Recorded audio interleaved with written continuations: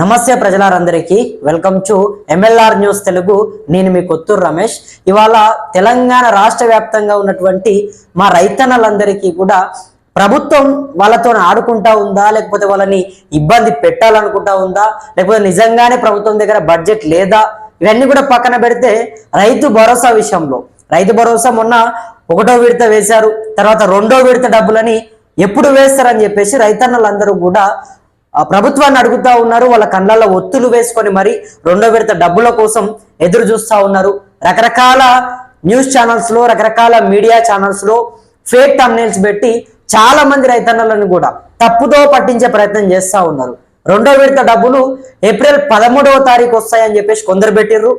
తర్వాత ఏప్రిల్ 15వ తారీఖు అంటే ఈ రోజు వస్తాయని చెప్పేసి కొందరు పెట్టిర్రు. తర్వాత ఏప్రిల్ 22వ తారీఖు వస్తాయని చెప్పేసి ఇప్పుడు మరికొందరు థంబ్నెయిల్స్ పెట్టి రైతన్నలని ఆగం చేసే ప్రయత్నం చేస్తున్నారు. మరి ప్రభుత్వం దీనికి అసలు స్పందిస్తున్నదా? అసలు 2వ విడత పైన మన అప్డేట్ ఉన్నదా లేదా?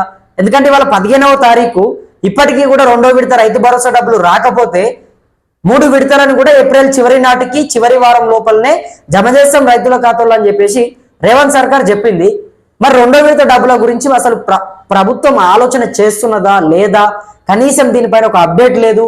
రైతులేమో వాళ్ళంతా కూడా పాపం ఎదురు చూస్తూ ఉన్నారు. పంట పెట్టుబడి పెట్టారు, పంట ఇప్పుడు మొత్తం కూడా పంట చేలల్లో సాగు చేస్తూ ఉన్నారు. కొంతమంది కూడా పంటని తీసుకునే ప్రయత్నం చేస్తూ ఉన్నారు. అంటే మొత్తం కూడా చేతికి వచ్చింది పంట కాబట్టి ఇప్పుడు రకరకాల పనిముట్లను తీసుకొని వెళ్ళే ప్రయత్నం చేస్తారు, కూలీలను తీసుకొని వెళ్ళే ప్రయత్నం చేస్తారు. అన్నిటికీ కూడా డబ్బులు అవసరం ఉంటుంది కాబట్టి కొంత రైతు భరోసా డబ్బులు వస్తే కనుక మనకు ఆసరగా ఉంటాయని చెప్పేసి చాలా మంది కూడా ఎదురు చూస్తూ ఉన్నారు. కానీ ప్రభుత్వం నుంచి అయితే క్లారిటీ లేదు. సో ముందుగా ప్రతి ఒక్కరు కూడా మీ అందరి తరపు నుంచి మన ఛానల్ని సబ్స్క్రైబ్ చేసుకోండి.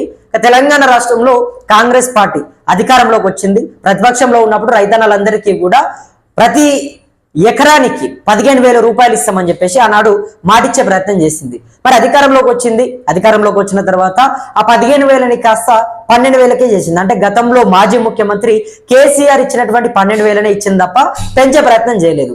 మరి ఇప్పుడు ఆ డబ్బులనైనా ఇచ్చేటటువంటి 12,000 అయినా సమయానికి ఇస్తా ఉన్నారంటే అది లేదు. రైతులు కష్టపడుతున్నప్పుడు, రైతులు చెమట చుక్క కారుస్తున్నప్పుడు, పంట చేల్లో వాళ్ళు పెట్టుబడి పెడుతున్నటువంటి సందర్భంలో ఎవరు కూడా రైతు భరోసా ఇవ్వట్లేదు. రైతు భరోసా ఎప్పుడు ఇస్తా ఉన్నారు? పంట చేతికి వస్తా ఉంది. ఇప్పుడు పంట పెట్టేటప్పుడు, పంట సాగు చేసేటప్పుడు, మొత్తం కూడా విత్తనాలు వేసేటప్పుడు, ఎరువులు వేసేటప్పుడు, కూలీలను పెట్టి కలుపు తీపిచ్చేటప్పుడు, మందులు చల్లేటప్పుడు అప్పుడు రైతుకు డబ్బులు పెట్టుబడి పెట్టడానికి అవసరం ఉంటుంది. సో ఆ సమయంలో రైతు భరోసా ఇస్తే కొంత ఆసరగా ఉంటుంది అని చెప్పేసి ప్రభుత్వం భావించి రైతు భరోసా ఉద్దేశం ఏంటంటే రైతు కష్టపడేటప్పుడు ఇస్తే రైతుకు ఉపయోగపడతాయి అనేది దాని ఉద్దేశం. కానీ ఇక్కడ ప్రభుత్వం అది చేయట్లేదు. రైతులు పంటలు పెట్టేసుకుంటా ఉన్నారు, చివరికి పంట చేతికి వచ్చేటటువంటి సమయంలో ఇస్తా ఉన్నారు. సరే అప్పుడైనా సరే ఇస్తా ఉన్నారంటే లేదు. 1వ విడత ఇచ్చారు, 2వ విడత గురించి అయితే అసలు పట్టించుకునేటటువంటి నాదుడే కనబడట్లేదు. ఏ అధికారి కూడా ఒక స్పందన లేదు, ఒక స్పర్శ లేదు, ఓ మాట చెప్పే ప్రయత్నం చేయట్లేదు.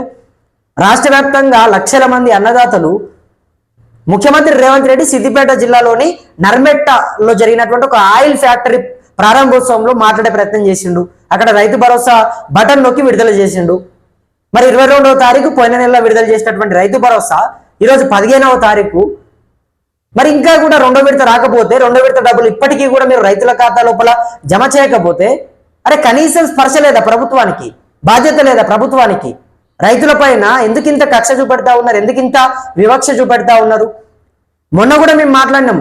పంటలు మొత్తం కూడా నష్టపోయినప్పుడు, పంటలు మొత్తం కూడా అకాల వర్షాలు కురిసి మొత్తం కూడా రైతుల ఆశలు మొత్తం, రైతులందరూ కూడా వాళ్ళ ఆశలు మొత్తం కూడా పంట పైన పెట్టుకొని కొన్ని లక్షల రూపాయలు పెట్టి పంట పెట్టుబడి పెట్టుకున్న తర్వాత ఒక్కసారిగా 10 రోజుల పాటు కూడా వర్షాలు కురిసి ఆ పంటలు మొత్తం కూడా కొట్టుకొని పోయినాయి వాళ్ళ కళ్ళ ముంగల్ని. వాళ్ళందరికీ కూడా పంట నష్టాన్ని ఇవ్వండి అని చెప్తే ఏదో కొన్ని ఇచ్చే ప్రయత్నం చేశారు. ఇంకో కొందరికైతే అసలు ఇచ్చినటువంటి పాపాన కూడా పోలేదు. మరి రైతు భరోసా అన్న సమయానికి ఇవ్వాలి కదా. రైతు భరోసా అనేటటువంటి పథకము తెలంగాణ రైతన్నులకు, అన్నదాతలందరికీ కూడా చాలా కీలకమైనటువంటి పథకము. మరి 2వ విడత డబ్బులు ఎప్పుడు జమ చేస్తారు? ఎప్పుడు ఇస్తారు జనాలకు?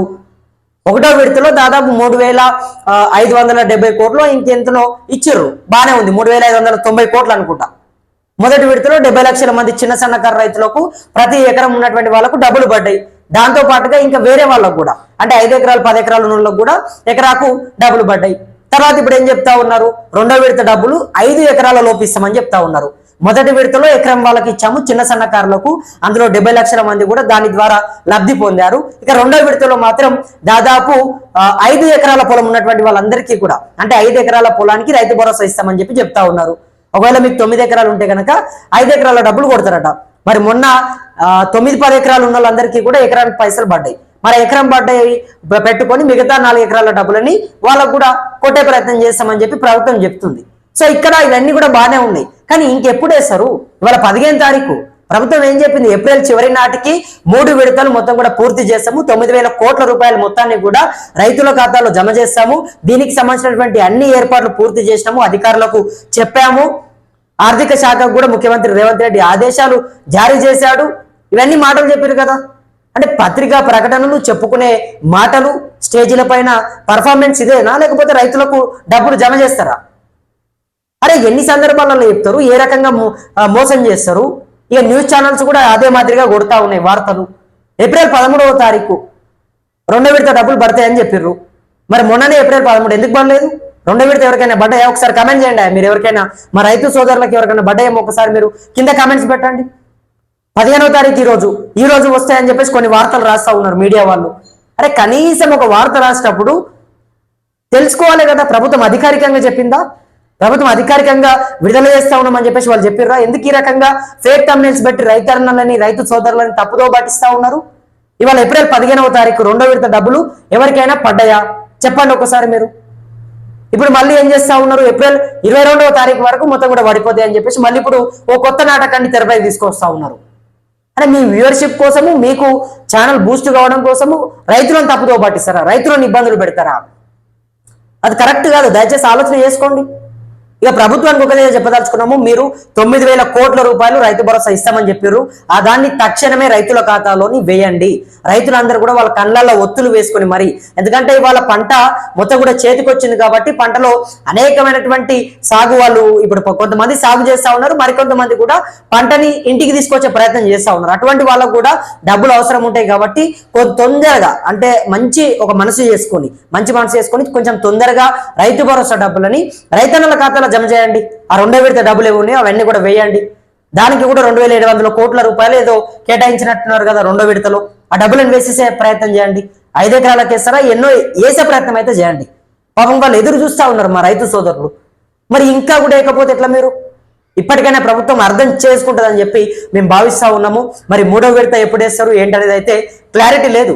అది ఇక మూడో విడత దేవుడు ఎరగాలే కానీ రెండో విడత మాత్రం ఇప్పటికైతే రాలేదు. రెండో విడత వేయాలి అని చెప్పేసి రైతులంతా డిమాండ్ చేస్తా ఉన్నారు. వాళ్ళ తరపు నుంచి మేము కూడా డిమాండ్ చేస్తా ఉన్నాము. ఇప్పటికీ రైతులు చాలా మంది కూడా ఆసక్తిగా ఆ డబ్బుల కోసం ఎదురు చూస్తా ఉన్నారు, ఫోన్లు పట్టుకొని ఎదురు చూస్తా ఉన్నారు. ముఖ్యమంత్రి ఏమో మీ ఫోన్లు మొత్తం కూడా టింగ్ అంటాయని చెప్పేసి ఆయన స్టేజ్ ఎక్కితే మాట్లాడతాడు. మరి స్టేజ్ దిగితే ఆయన మాట ఎవరైనా వింటా ఉన్నారా లేదా? ఆర్థిక శాఖ ఉన్నదా? ఉంటే వాళ్ళు అసలు పని చేస్తా ఉన్నారా? ఆర్థిక శాఖ అధికారులు పని చేస్తా ఉన్నారా లేదా? లేదంటే ముఖ్యమంత్రి వాళ్ళకు చెప్పట్లేదా? ఏం జరుగుతుంది? అసలు ఎక్కడ తప్పు జరుగుతూ ఉంది? ఎవరు దీన్ని నిర్లక్ష్యం వహిస్తా ఉన్నారు? ఎందుకింత రైతన్నలని పక్కన పెడతా ఉన్నారు? రైతు భరోసా పథకం అనేది తెలంగాణ రాష్ట్రంలో చాలా కీలకమైనటువంటి పథకము. మరి అటువంటి పథకానికి గీదా మీరు ఇచ్చేటటువంటి ప్రియారిటీ? ప్రభుత్వం ఇప్పటికైనా స్పందించాలా. ఇప్పటికైనా రైతు భరోసా డబ్బులని త్వరలోనే, అతి త్వరలోనే, ఎంత త్వరగా వీలైతే అంత త్వరగా రెండో విడత డబ్బులని రైతుల ఖాతా లోపల జమ చేయాలని చెప్పేసి రైతులంతా కూడా డిమాండ్ చేస్తా ఉన్నారు.